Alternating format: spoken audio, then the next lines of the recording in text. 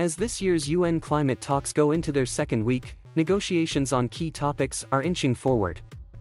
Boosted by a few high-profile announcements at the start of the meeting, delegates are upbeat about the prospects for tangible progress in the fight against global warming. Laurent Fabius, the former French foreign minister who helped forge the Paris Climate Accord, said the general atmosphere had improved since the talks began October 31st and most negotiators want an agreement.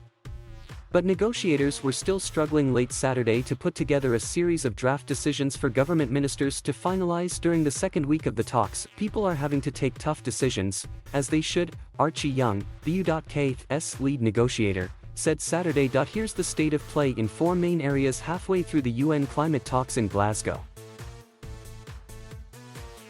Each conference of the parties, or COP, ends with a general statement.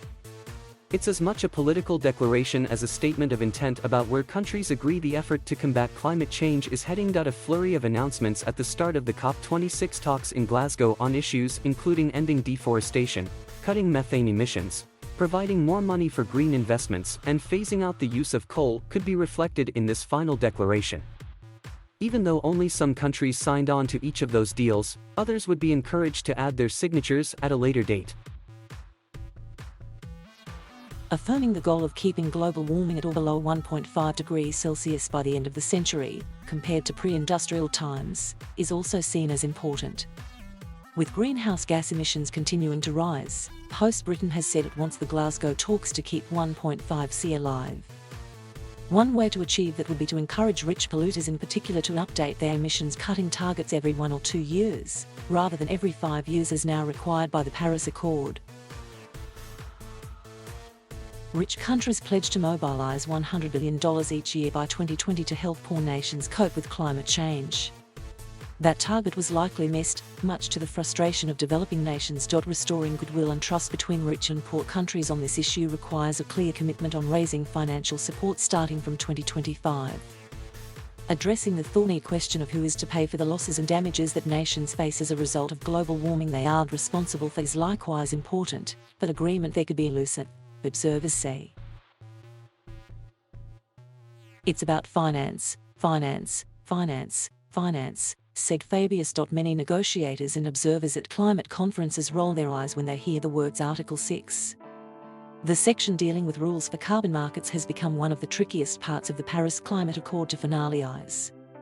6 years after that deal was sealed, countries appear to be making headway though, and there's even talk of a breakthrough on the issue that so frustrated negotiators in Madrid 2 years ago. Observers say Brazil and India may be willing to drop demands to count their old, but others say worthless, carbon credits amassed under previous agreements. The price for this might be that rich nations grant poor countries a share of proceeds from carbon market transactions to adapt to climate change. This has been a red line for the United States and the European Union until now. A deal on Article 6 is seen as crucial because many countries and companies aim to cut their emissions to net zero by 2050. This requires balancing out any remaining pollution with an equal amount of carbon they can reliably say is captured elsewhere, such as through forests or by technological means. The Paris Agreement lets governments set their own emissions cutting targets, and many of them are in the distant future. Verifying that countries are doing what they committed to, and that their goals are backed up by realistic measures, is tricky. China in particular has bristled at the idea of having to provide data in formats set by other nations. Brazil and Russia, meanwhile, have resisted demands to lay out in greater detail the short-term measures they're taking to meet their long-term goals.